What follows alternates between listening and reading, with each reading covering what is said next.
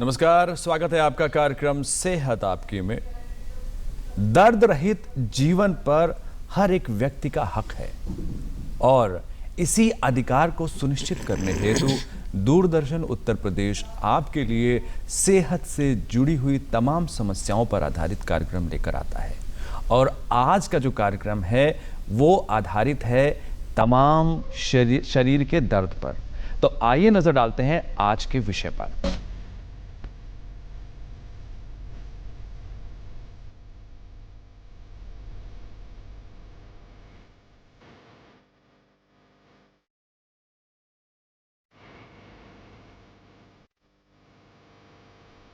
आज का विषय है आर्थराइटिस, कारण और बचाव। और इस विषय पर हमसे बातचीत करने के लिए स्टूडियो में मौजूद हैं डॉक्टर निर्मेश भल्ला, जो कि सिविल अस्पताल में हड्डी रोग विशेषज्ञ हैं। डॉक्टर निर्मेश, बहुत बहुत स्वागत है आपका स्टूडियो में। धन्यवाद।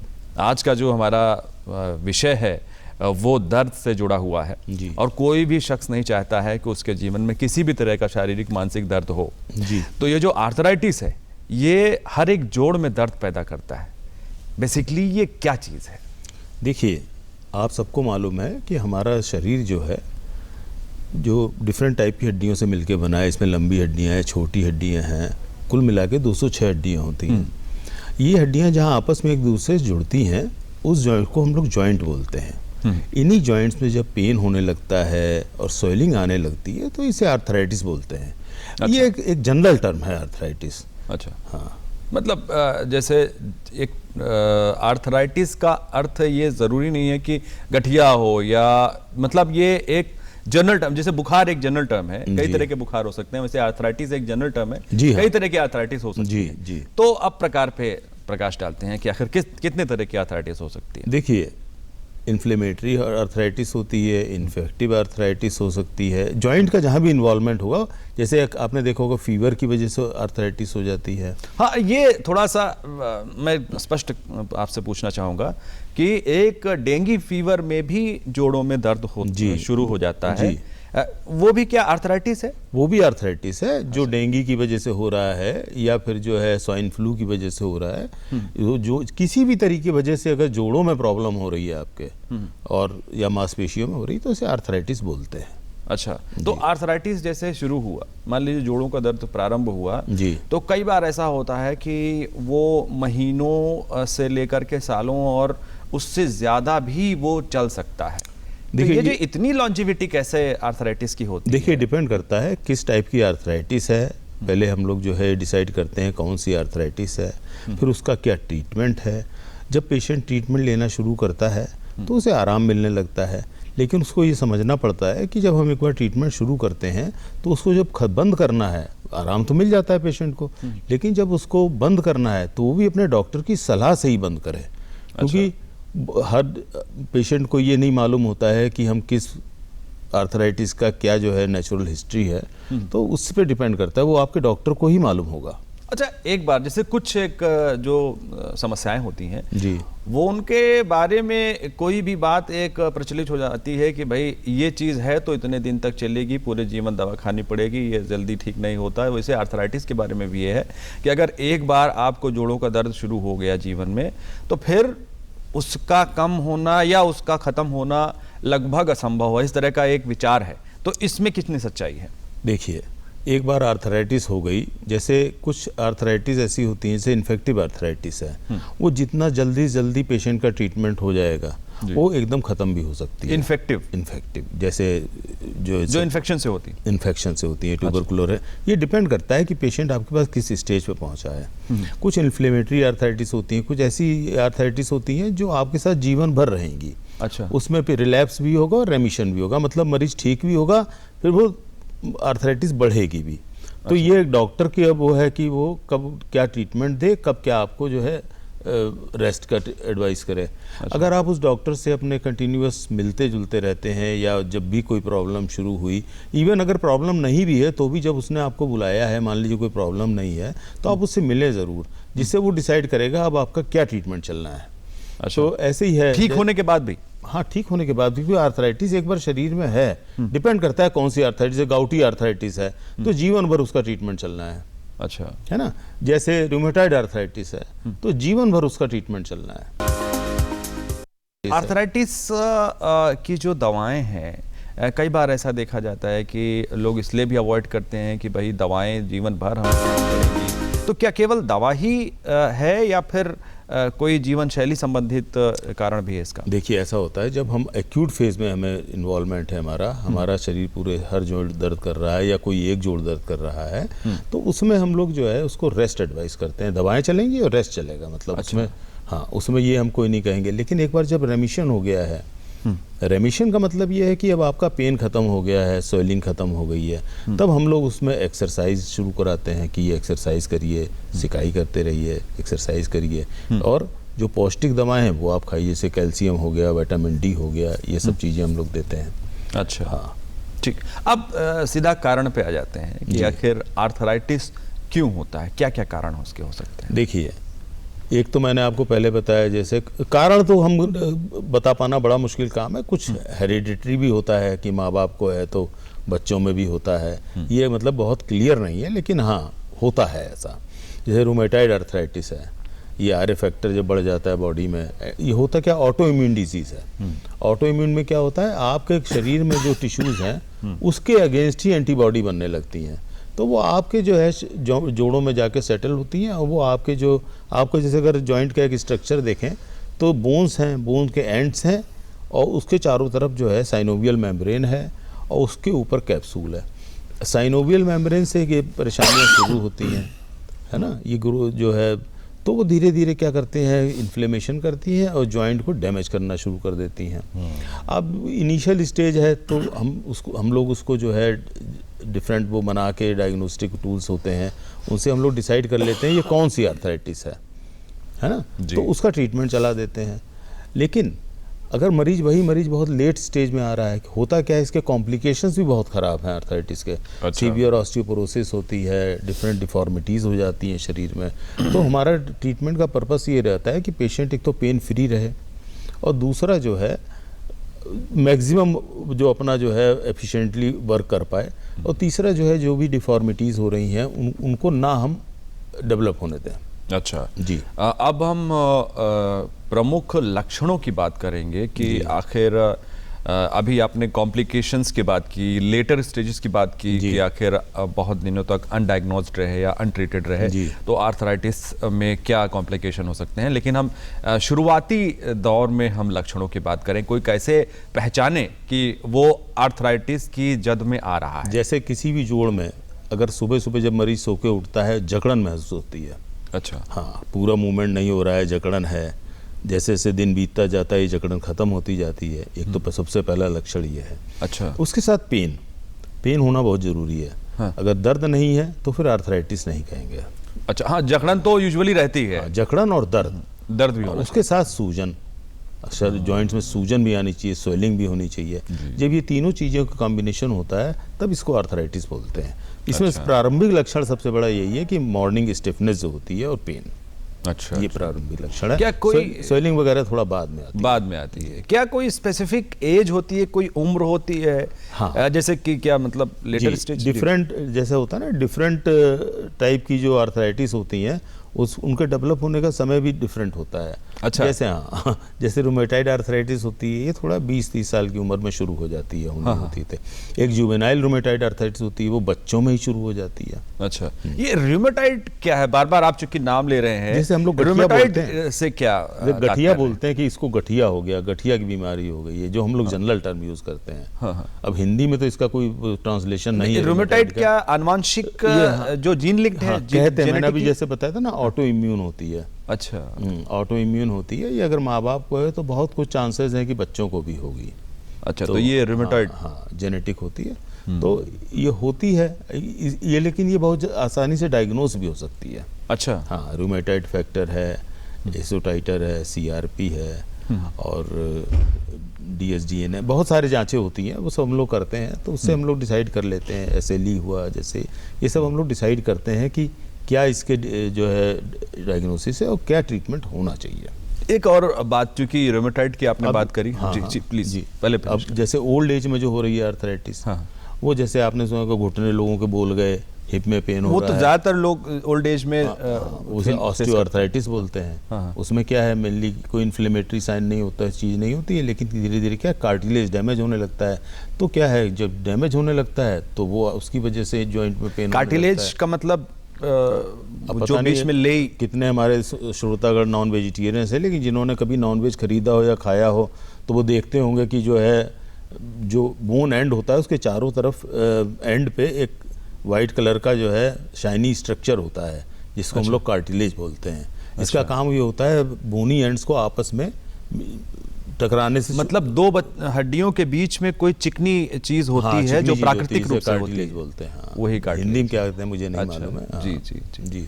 चलिए, तो ये हो गई उम्र की बात। हम आनुवंशिक जो रूमेटॉइड पे हम बात कर रहे थे, तो क्या कोई ऐसा जीवन शैली या कोई एक्सरसाइज या कोई ऐसा उपाय है जिससे इस रूमेटॉइड को जीवन में डिले किया जा सके, जो कि अवश्यम भावी है?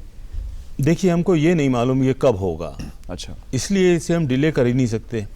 अच्छा। अगर जिस समय होना होगा ये होगा, लेकिन हमारे हाथ में क्या है ये समझने की ज़्यादा ज़रूरत है। हमारे हाथ में ये है कि हम इसका जल्दी से जल्दी इसका निदान करें, इसका डायग्नोसिस बनाएं और इसका ट्रीटमेंट शुरू करें, क्योंकि आजकल इसका तो क्या कोई बहुत अच्छे ट्रीटमेंट है। वैक्सीन भी है? नहीं, वैक्सीन कोई प्रिवेंट करने की? इसकी वैक्सीन कोई नहीं है प्रिवेंशन की। लेकिन ये जब एक बार हो जाए तो इसका ट्रीटमेंट बहुत अच्छा आ चुका है। अच्छा। हाँ, तो लेटर स्टेज कॉम्प्लिकेशंस वगैरह इसके बहुत कम हो चुके हैं। अच्छा। हाँ, तो ट्रीटमेंट मतलब कंप्लीट है? कंप्लीट ट्रीटमेंट हम लोग तब कहते हैं जब मरीज को अपने सिम्टम्स से छुट्टी मिल जाए। एक तो ये हो गया। दूसरा ये हुआ कि हमने इसको अपनी बॉडी से निकाल दिया। एक ये सोचना हो सकता है। तो बॉडी से तो ये कभी नहीं जाएगी। अच्छा। हाँ, एक बार लेकिन हम इसको कंट्रोल कर सकते हैं। अच्छा। हाँ, पेशेंट को एक पेन फ्री लाइफ दे सकते हैं। अच्छा। ये हो सकता है। लेकिन इस पे भी ये है कि जितना जल्दी ट्रीटमेंट शुरू होगा, जितनी जल्दी डायग्नोसिस होगी, जितनी जल्दी ट्रीटमेंट शुरू होगा, मरीज को उतना ज़्यादा रेस्ट मिलेगा, आराम मिलेगा। मतलब अच्छा, कई बार ये गठिया से रिलेटेड एक बात बहुत महत्वपूर्ण है कि प्रत्यारोपण, विशेष रूप से जो घुटने हैं जी, उनका बहुत सजेस्ट किया जाता है, बहुत प्रचलन में भी है, कई बार सफल कई बार असफल। तो रियल पिक्चर क्या है आपके हिसाब से? देखिए, रियल पिक्चर ये है कि ये ऑपरेशंस वन टाइम ऑपरेशंस होते हैं।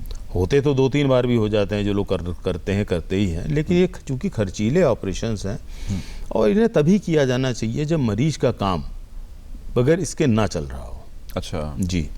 लेकिन हाँ, अगर ये है कि मरीज 100 कदम भी नहीं चल पा रहा है, 50 कदम भी नहीं चल पा रहा है और उसके जॉइंट्स में डिफॉर्मिटी आ चुकी है, धीरे धीरे बढ़ता जा रहा है, ये परेशानी बढ़ती जा रही है, तब हम लोग सलाह देते हैं जॉइंट चेंज कराने के लिए। और ये एक महंगी, चूँकि मैं बता चुका हूँ महंगी चीज़ है, इसलिए इसको तभी करना चाहिए और बहुत ही अच्छे हैंड्स में करना चाहिए, क्योंकि एक बार इसमें इनके भी कॉम्प्लिकेशंस होते हैं। ऐसा नहीं है कि आपने जॉइंट बदल दिया, हर सर्जरी के ये मेजर सर्जरीज होती हैं। जब मेजर सर्जरी है तो उसके कॉम्प्लिकेशंस भी मेजर होंगे। तो आदमी को बहुत सोच समझ के सब कदम उठाने चाहिए। आपने अपने करियर में जो मरीजों को आप देखते हैं जी, उनमें किस स्टेज पर आने पर आप प्रत्यारोपण की सलाह देते हैं? देखिए, मैं तो जब स्टेज 3 स्टेज 4 पे भी मरीज आता है तो पहले मैं उसका जो है स्टेज 4 मतलब उसको डिफॉर्मिटीज़ नहीं होनी चाहिए। और स्टेज 4 में तो खैर मैं सलाह देता हूँ, लेकिन फिर भी डिफॉर्मिटी मतलब विकलांगता? डिफॉर्मिटी में जैसे टेढ़ापन आना। अच्छा। हाँ, जैसे पैर आपने देखा होगा बाहर की तरफ निकल गए हैं या अंदर की तरफ आ गए हैं। अच्छा। जॉइंट से घुटने जो है ये भी मतलब आर्थराइटिस में ये भी ऐसी भी होता है। ये भी होता है। तो डिपेंड करता है कितना डैमेज हुआ है, कार्टिलेज डैमेज हुआ है, बोन साथ में डैमेज हो रही है। बहुत सारे ऐसे पेशेंट्स आते हैं जिनकी बोन से बोन टकरा रही होती है, जॉइंट खत्म हो चुका होता है। तो उसमें कोई भी ऐसी चीज़ फिर मतलब मेडिकल ट्रीटमेंट कोई नहीं हो पाता है, उसमें फिर सर्जरी ही एडवाइस की जाती है। अच्छा। एडवाइस सर्जरी का मतलब ही है जॉइंट चेंज होना। अच्छा जी। तो सफलता के कितने चांसेस होते हैं या आफ्टर लाइफ कैसी होती है? देखिए, अब ये कहिए कि जो हम जैसे पहले भागते दौड़ते थे वैसे ही अपनी जीवन शैली रखें, तो वो तो नहीं होता है। अच्छा। इसका पर्पस खाली पेन फ्री मूवमेंट होना है। अच्छा। हाँ। केवल दर्द से राहत? कि दर्द से राहत और हम अपना डे टू डे एक्टिविटीज़ कर लें। अच्छा। हाँ, कोई कहे कि हम जॉइंट चेंज करा के अब टेनिस खेलेंगे, खेलते हैं, विदेशी लोग बहुत खेलते हैं। हाँ। तो वो हम लोग विदेशी नहीं हैं, हम लोगों को अपना समझना चाहिए।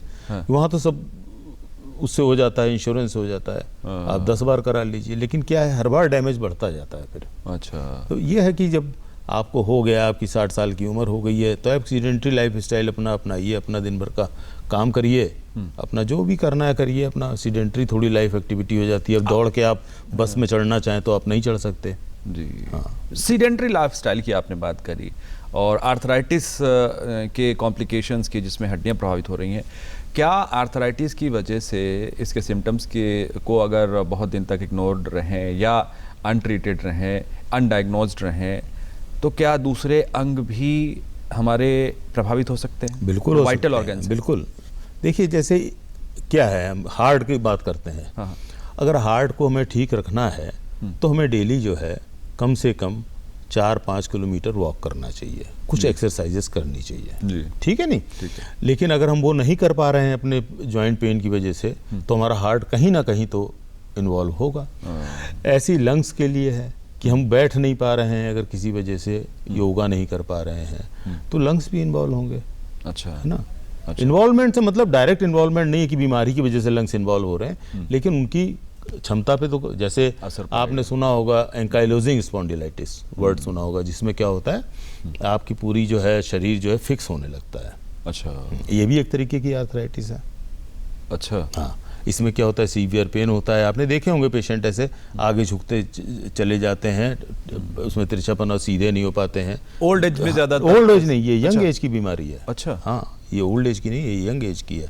तो इसमें क्या है, जब ये हमारा टेढ़ापन आने लगता है चेस्ट कैविटी में, तो हमारे लंग्स की जो है वो कम हो जाती है, कैपेसिटी कम हो जाती है, सांस वो कम ले पाता है। सांस कम ले पाता है तो हमारा जो है लंग्स में प्रॉब्लम आने लगती कैपेसिटीज है। उसकी, हाँ, कम होने मतलब लगती तमाम है। इन्फेक्शंस। ऑक्सीजन, लंग्स का काम क्या है, शरीर को ऑक्सीजन देना। पूरे हर अंग में ऑक्सीजन जाती नहीं है प्रॉपर, जी। तो पूरी बॉडी इन्वॉल्व होती है। जी जी। जो नई पीढ़ी है, अभी आपने आगे जो है झुकने की बात करी, तो नई पीढ़ी तो ऐसी है कि उसका स्क्रीन टाइम इतना ज़्यादा है, सेडिमेंट्री जो जिस तरह से वो मतलब जी बड़े स्क्रीन देख रहा है, या एक्सरसाइज को इग्नोर करने की, या एक्सरसाइज हो भी रही है तो हेवी एक्सरसाइज हो रही है, मतलब जिम में घंटों पसीने बढ़ाए जा रहे हैं, तो इस तरह का जो समन्वय की जो कमी है वो आर्थराइटिस को कैसे प्रभावित करेगी? देखिए, एक तो आर्थराइटिस हो गई, दूसरा हो गया हमारी नॉर्मल जीवन शैली कैसी है। जीवन शैली और आर्थराइटिस बेसिकली मेरा ये सवाल। जीवन शैली, जैसे आर्थराइटिस अगर है उसके साथ हम ये कर रहे हैं तो ये तो बहुत ही गड़बड़ है। लेकिन आर्थराइटिस नहीं है उसके तब भी हम ये सब कर रहे हैं तो भी ये गड़बड़ है। देखिए, हमारे शरीर को एक बैलेंस चाहिए, एक इक्विलिब्रियम वर्ड होता है जो हमारे पूरे शरीर को, हर अंग को चाहिए ही चाहिए। तो हमें अपनी आँखों की भी केयर करनी है, हमें अपने मुंह का केयर भी करनी है, हमें अपनी ओरल कैविटी की केयर भी करनी है, हमें अपने जॉइंट्स की भी कैविटी करनी है। जॉइंट्स और बॉडी तो ये है कि यही आपको मूवमेंट देते हैं। अगर जॉइंट्स, आपका एक भी जॉइंट डैमेज होगा, आपके सारे जॉइंट्स में प्रॉब्लम आने लगेगी। कि आपका मान लीजिए राइट घुटना में पेन हो रहा है, स्वेलिंग है, तो बाकी घुटने भी आपका, दूसरा घुटना भी काम नहीं करेगा, आप चल नहीं पाएंगे। तो इनडायरेक्टली तो पूरी बॉडी इन्वॉल्व होने लगती है। लेकिन यह है कि अगर हम इसका ट्रीटमेंट कर लेते हैं तो हम जो है अपने शरीर को जो है बेटर वो कर सकते हैं। लेकिन क्या है कि आजकल जीवन शैली जो आपने, जैसा आपने कहा ना, स्क्रीन टाइम, उसकी वजह से आपकी आंखें इन्वॉल्व हो रही हैं, आपकी गर्दन इन्वॉल्व हो रही है। स्पॉन्डिलाइटिस भी एक तरीके की आर्थराइटिस है। अच्छा। अब पहले हम लोग स्पॉन्डिलाइटिस सोचते थे, स्पॉन्डिलाइटिस ये कहा जाता था कि 40 के बाद ही स्पॉन्डिलाइटिस हो सकती है किसी को। अब 20-20 साल के बच्चों में हो रही है। दिन भर वो स्क्रीन के सामने बैठे हुए हैं, कंधों में दर्द हो रहा है, गर्दन में दर्द हो रहा है, रेडिएशन हो रहा है। अच्छा, एक और चीज़ है, उकड़ू बैठने की जो प्रथा है वो कम होती जा रही है, लेकिन उकड़ू बैठने के लिए मना किया जाता है इसमें? देखिए, एक बार आर्थराइटिस हो गई तो मना करते हैं। अच्छा। लेकिन एक, अगर आप नॉर्मल हैं तो आपको डेली उकड़ू बैठना चाहिए कम से कम 5 मिनट। अच्छा। आप कोई भी योगा क्लास में आप अटेंड करिए, देखिए वो उकड़ू बैठाते हैं आपको। 5 मिनट आपको उकड़ू बैठना ही चाहिए, नॉर्मल इंसान को बैठना चाहिए। लेकिन एक बार आर्थराइटिस हो गई तब मना किया जाता है कि डैमेज जॉइंट को और डैमेज मत करो। बिल्कुल, काफ़ी हेल्दी बात आपने कही है कि अगर कोई डैमेज हो रहा है तो उसे और डैमेज ना करें और डॉक्टर की सलाह लें। आइए ले चलते हैं आपको हेल्थ टिप्स की तरफ।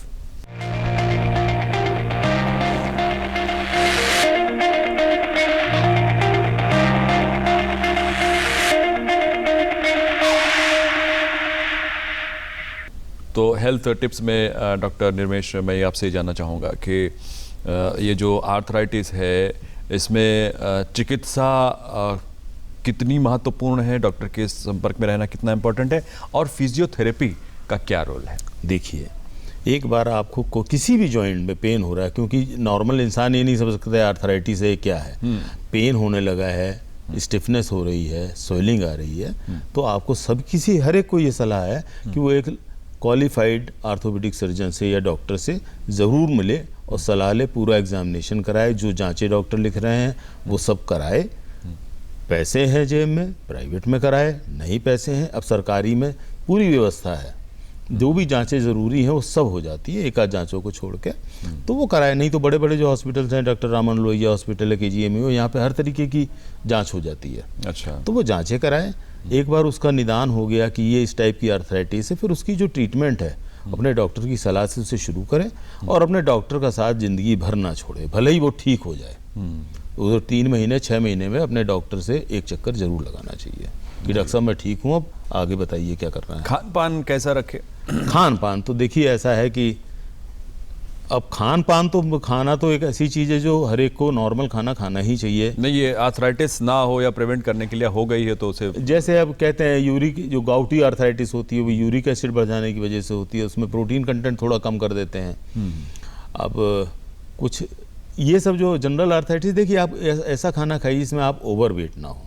अच्छा, जैसे ऑस्टियोआर्थराइटिस ओवरवेट होने की वजह से होती है।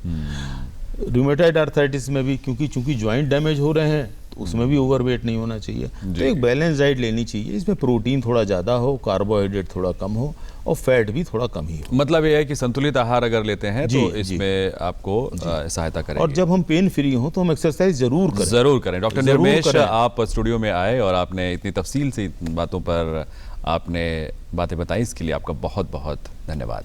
Thank you. तो आप स्वस्थ रहें और दर्द रहित रहें, इसी संदेश के साथ आज का कार्यक्रम यहीं तक। दीजिए